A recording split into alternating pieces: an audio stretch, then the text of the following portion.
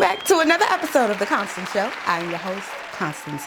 Now, my friend's sister recently invited me to her birthday outing at a popular brunch spot in DC. The spot offers unlimited mimosas and food for $60, but here is my issue.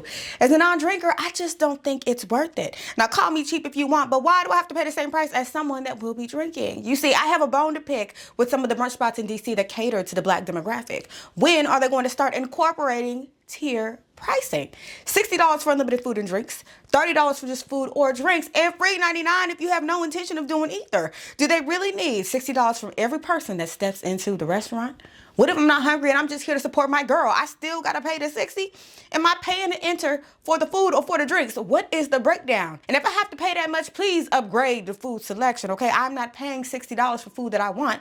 I'm paying $60 for a weak-ass buffet. Now, if you're gonna do buffet style, bring back the all-you-can-eat layout where my options are endless and I can get my money's worth, okay? Not everybody is incentivized by drinks. Big mama gotta eat, okay? And another thing, the DJs must be stopped. Every once in a while, you'll come across a DJ with a fire set, great transitions and mixes, and if you're lucky, they'll even put you on to a new song. But for the most part, the DJ's been playing the same song since I was a freshman in college. There is no reason I should be hearing Travis Porter in 2025, and a lot of people ain't gonna like this one, but Knuck If You Buck has run its course. It is time to let it go. What else?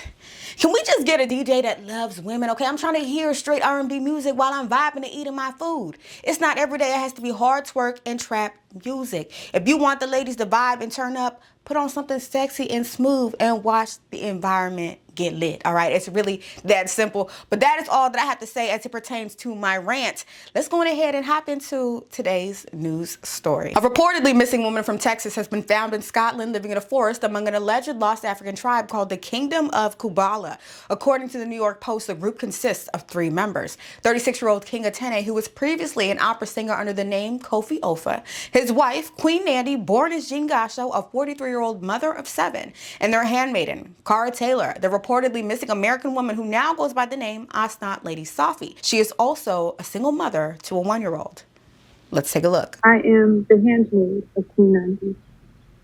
I am the inferior mistress, and I also play as a surrogate for the queen. I'm also the bondwoman of the king, which means I do not have the formal title of a wife, but he is my husband, and we are a tribe. The Kingdom of 𝐾𝐽 has been on a pilgrimage to our lost heritage, following the roots of our ancestors back to the land where Jacob, our forefather, laid his stone, the stone of scorn, and he blessed it with the oil.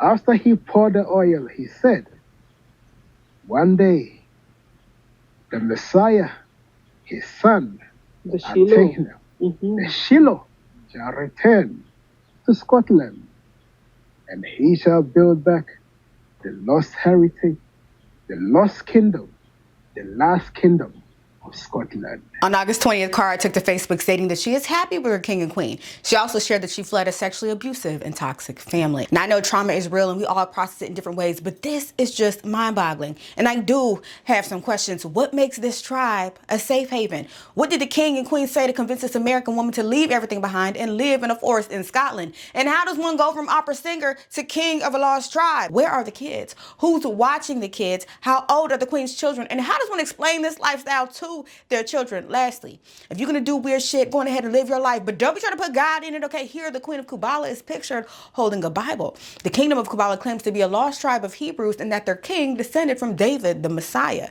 David the Messiah? You mean Jesus? You see, these are the questions Cara should have been asking. The Independent reports that Cara's boyfriend was scared off by the king and queen's ungodly rituals. Now, I'm no rocket scientist, but that don't sound too godly. Nothing in the story is adding up, and I'm honestly concerned for Cara. I can assure you that this is going to be one of those cases that someone makes a documentary about in 10 years, because what actually is this? And let me just say this, okay? This is exactly why I did not take the conventional journalism route. There is no way I could go to this land, conduct an interview, and leave without trying to intervene in some way, shape, or form. But I guess it also begs the question, what could anyone possibly do to save this woman? And I want to know your thoughts. Am I tripping?